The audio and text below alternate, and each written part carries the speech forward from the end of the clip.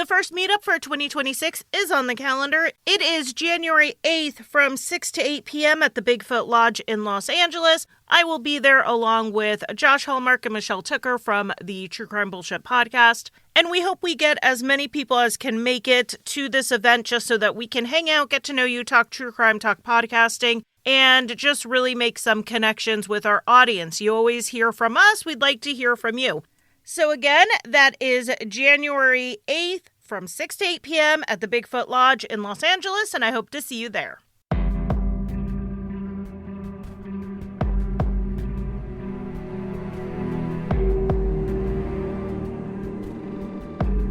Logan Schiendelman was having some growing pains as he entered adulthood, like a lot of young people do. Nothing seemed insurmountable, but when he disappeared, the investigators had to consider if any of those issues contributed to him going missing. I'm Charlie, and welcome to Crimelines.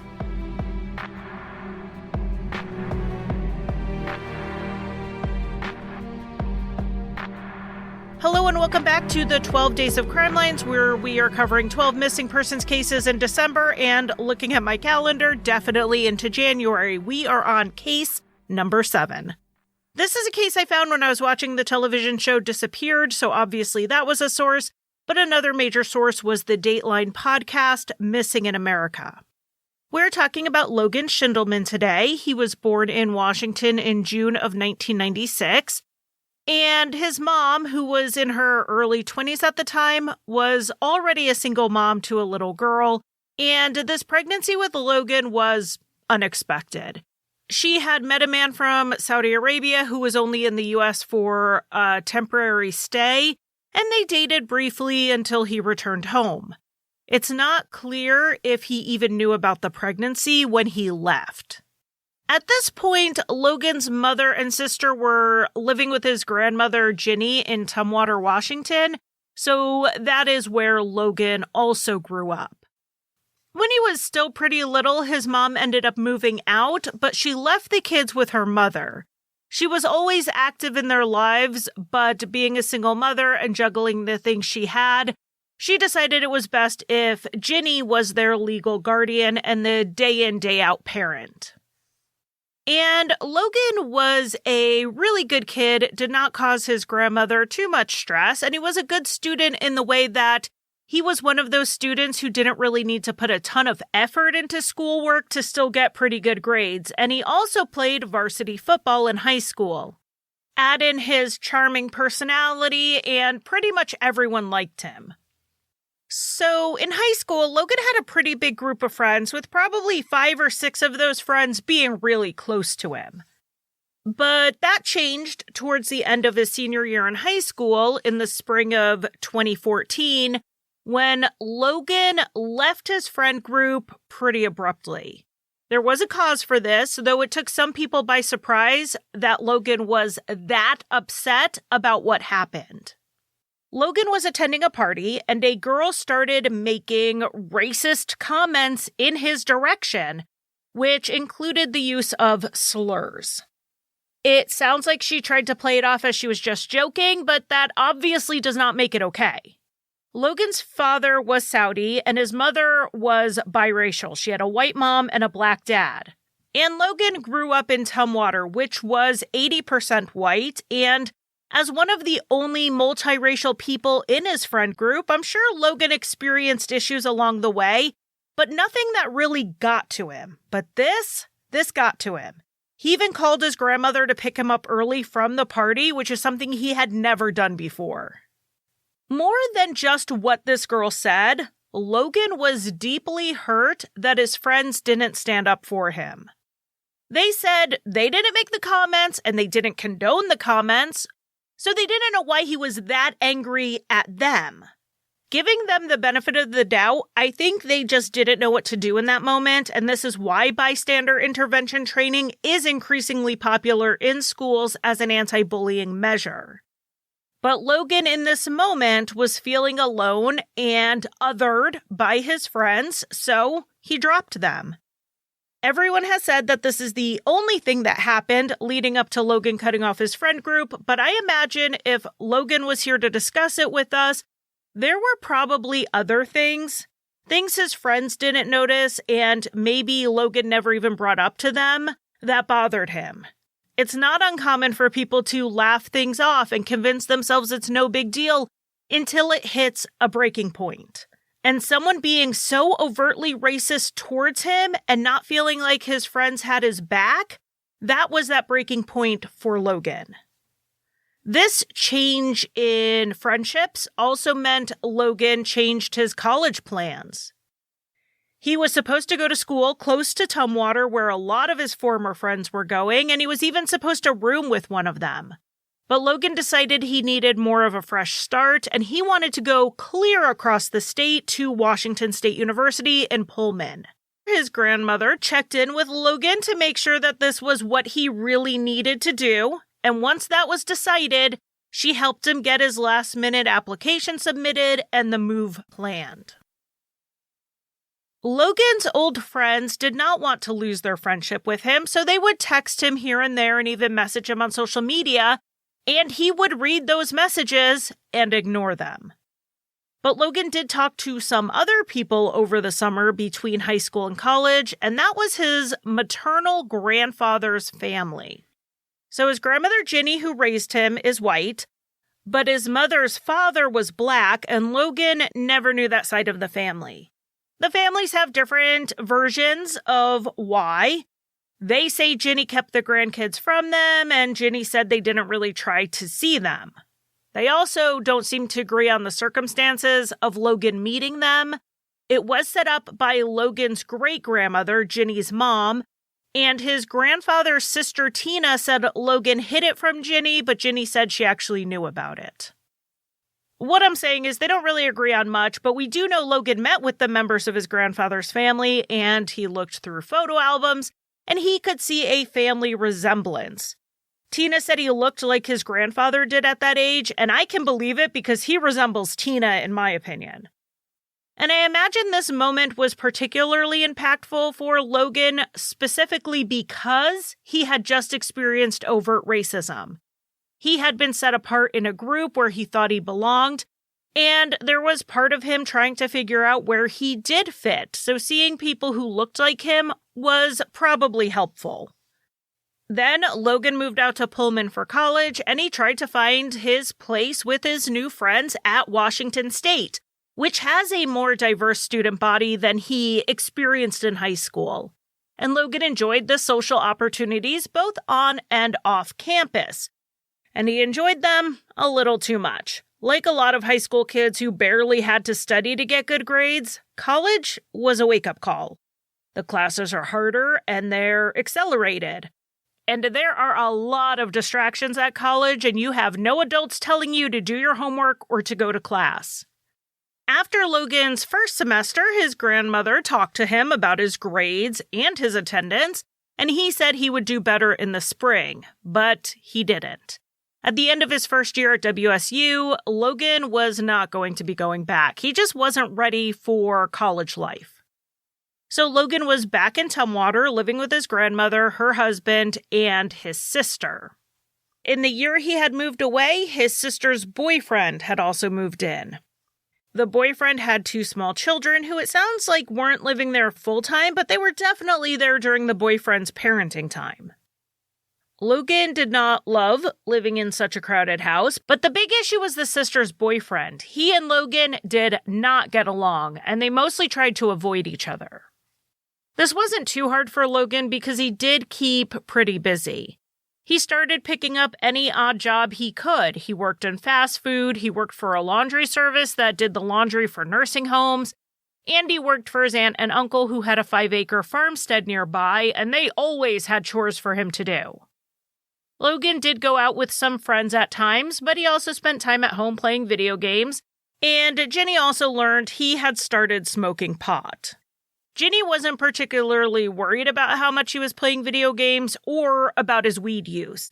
She noticed it did make him a little paranoid, but it wasn't like he was laying around smoking all day and not going to work. He was living a perfectly functional life, and there were no signs that Logan was doing anything other than marijuana, and while weed was illegal in Washington at the time, it's really not shocking behavior. In the spring of 2016, Logan had been home for nearly a year when he told Ginny that he had, in his words, an epiphany. It was the morning of Thursday, May 19th, and Ginny was getting ready to walk out the door to go to work when Logan came in from the garage area. She asked him where he had been, and he said he was driving around thinking. Then he said that he may be gone for the weekend, and she asked what his plans were, and that's when he said, quote, "Well, I had an epiphany," end quote. Ginny asked what this epiphany was, and Logan kind of hemmed and hawed a bit, saying he couldn't really explain it. He seemed a bit hesitant or nervous, and it was really time that Ginny needed to be out the door. It just seemed like this was more of a conversation than they could manage in the minute before she left for work. So she said they could just talk about it more that evening. Ginny got home around 5:30-ish and Logan wasn't there, which is not unusual. He was 19 and he had his own comings and goings.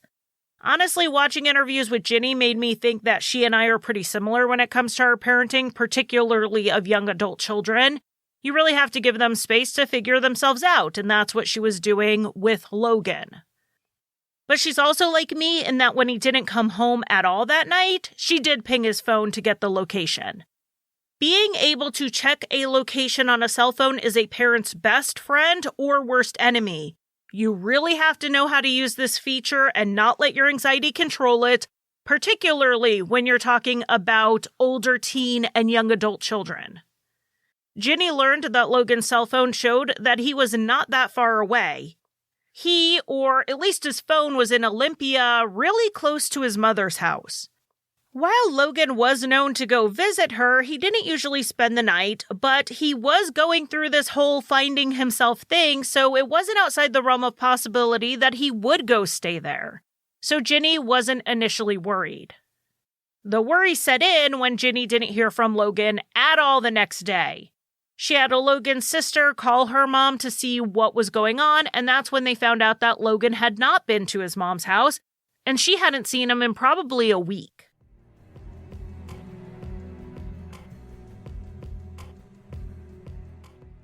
With so many options, why choose Arizona State University? For me, the only online option was ASU because of the quality. Their faculty was really involved with their students and care about your personal journey. The dedication to my personal development from my professors, that's been extremely valuable to me. Earn your degree from the nation's most innovative university. Online.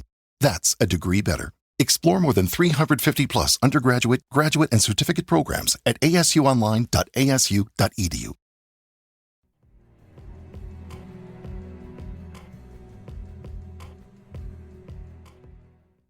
Ginny couldn't ping Logan's phone again because at some point on Friday, May 20th, the battery died. But Logan had told her he was probably going out of town for the weekend, so she told herself that's probably what he did. On Saturday, May 21st, Ginny was concerned enough that she tried to get in touch with the county sheriff's office to see what she should do next, but they were closed. So Ginny and her husband went out to the area where Logan's phone had last pinged and drove around looking for his car, which they did not find. When Logan wasn't home by Monday, they did go to the sheriff's office, which was now open, and filed a missing persons report. Ginny felt like the deputy wasn't really taking the report that seriously, given that Logan was a 19-year-old who was allowed to leave if he wanted to, but she felt because of the number of days that had passed without contact, it should have been a more urgent priority. But they did take the report and entered the information into the system, which included the details about Logan's vehicle. And it turned out it had been impounded on May 20th, the day after Ginny last saw him. The story of how this car was found is bizarre. It was between 2 and 3 p.m. on May 20th on the highway, I-5, when 3 people called 911 to report seeing a car veering from the shoulder, going across 3 lanes of traffic, and then hitting the center barrier, which stopped the car. Luckily, the other drivers were able to avoid it, but when the police got out to the scene, there was no one in the car. However, it was still in gear. This was only about 10 miles from Logan's house. One of the 911 callers, a truck driver, said that he saw someone get out of the car on the passenger side before the car then drifted without anyone behind the wheel across the highway. The person who got out of the car ran into the woods. The witness said the man he saw was tall, white, and had light brown or red hair. Except for the tall part, this does not match Logan's description, and when the truck driver was later shown a picture of Logan, he said he did not think that was the person he saw. Ginny was told by the sheriff's department that she could go and pick up Logan's car from impound. The police were not considering this a crime at this point, so the car was simply released to Ginny. Inside the car, Ginny found Logan's personal effects like his wallet, his debit card, and his cell phone. There was also a bag from a to-go place that had an empty wrapper in it and some loose cash, like $25. Ginny told Dateline that there were also some items in the trunk that made her think that maybe Logan was planning to go away for the weekend. He had a blanket and clothing, as well as some DVDs, maybe things he would want to watch if he was disconnecting for the weekend. But he left it all behind on the freeway. By the time the car was identified as being Logan's, and it seemed possible there may be a criminal element to Logan being missing, almost a week had passed. By then, people had been in the car, they looked around the car, they even drove it. So processing the car was not terribly useful. They did not find any usable fingerprints, and there was nothing obvious like blood. There was some damage on a seat that the family hadn't noticed before, but other than that, it didn't seem like anything terrible had happened inside the vehicle. A search was conducted of the woods the trucker saw the car's occupant run off into, and it is a pretty densely wooded area, so they brought in dogs to help the search and found nothing. One of Logan's uncles, who was former law enforcement, noticed that there was that bag on the center console of the car. So to him, the idea that a person climbed over from the driver's seat and exited the passenger side but didn't knock over that bag seemed unlikely. So he wondered if there were possibly two people in the car and the truck driver just didn't see the driver. There was a second search of the area conducted when the investigators learned that there was another 911 call that had been made several hours after the car incident. At 1:05 in the morning on May 21st, someone reported that a man was walking along the road with no pants on. The witness just identified him as a black male, and it was the same basic area where the trucker said someone ran into the woods. Unfortunately, they could not confirm if this was Logan or not because the description was just too vague. They did know Logan smoked pot, and this area was an area known for drug sales, so they considered what if he went out there, he bought something that maybe was laced with something else, and he ended up disoriented and wandering around. The police searched that area, including with dogs, but again, found nothing. The investigators then pulled Logan's cell phone data to check where he had been in the time between when he left his grandmother's house on the 19th and when his car was found on the 20th. What has been made public is that on the morning of the 20th, Logan, or his phone at least, went south on I-5 to Vancouver, Washington, before turning around and driving back up to Olympia, where it crashed. That is a 200-mile round trip that would take more than 3 hours.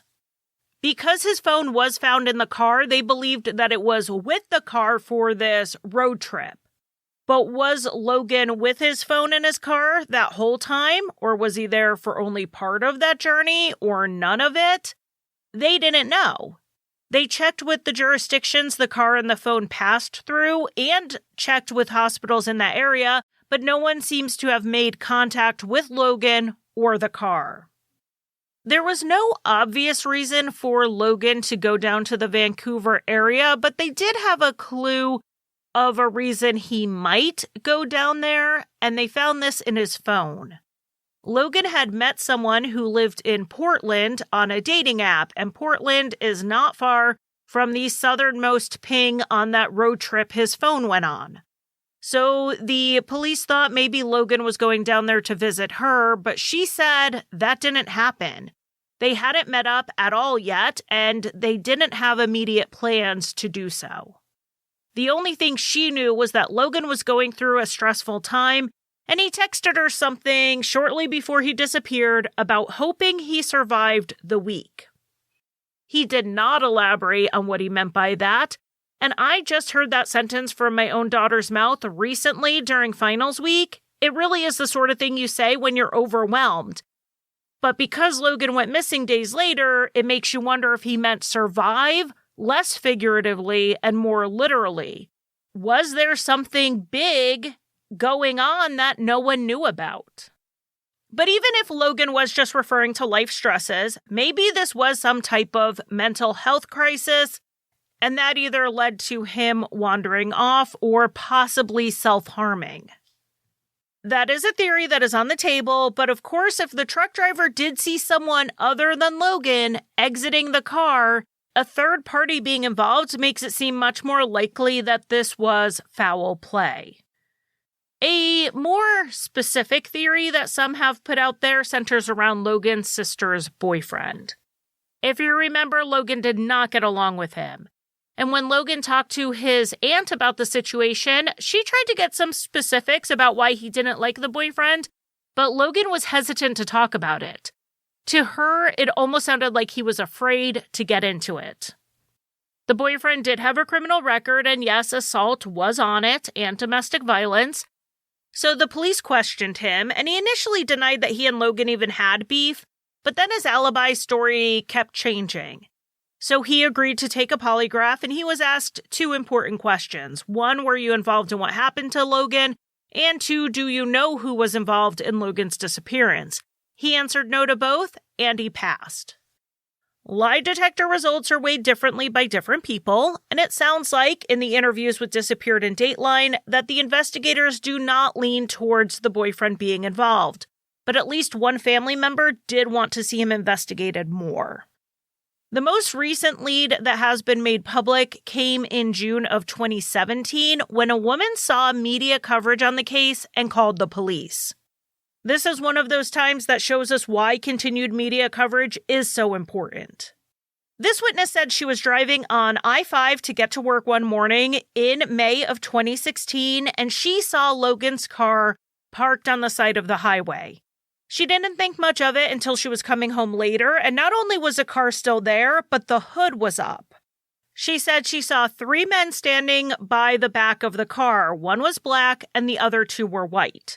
She described the black male as looking like Logan, and she got a good look at one of the other men. She said he was very thin, 6 feet tall, and he wore his thin blonde hair in a scraggly bowl cut.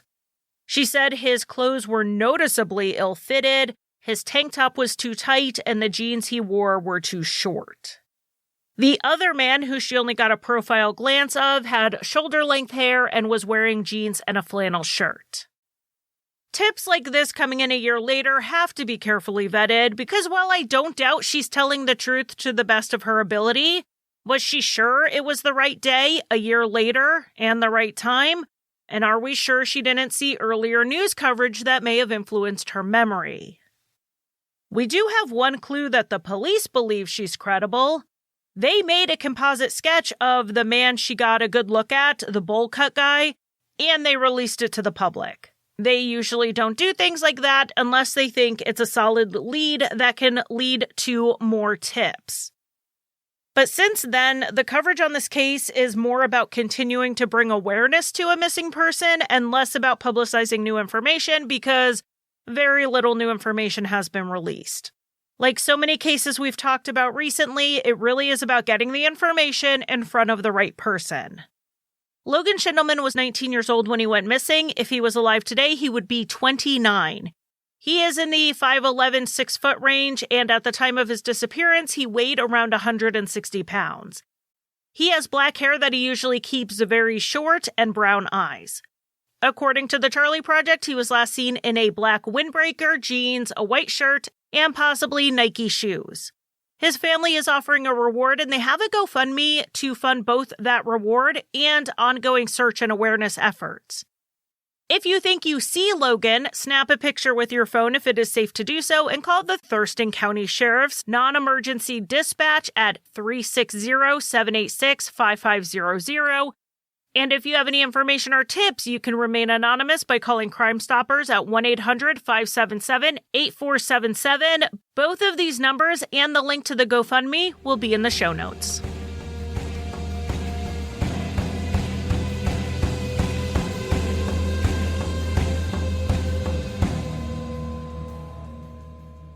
It is time for December birthdays, the people whose birthday gets kind of rolled into the holidays and forgotten, but you can tell everyone, don't worry, Charlie didn't forget it because I am remembering your December birthday.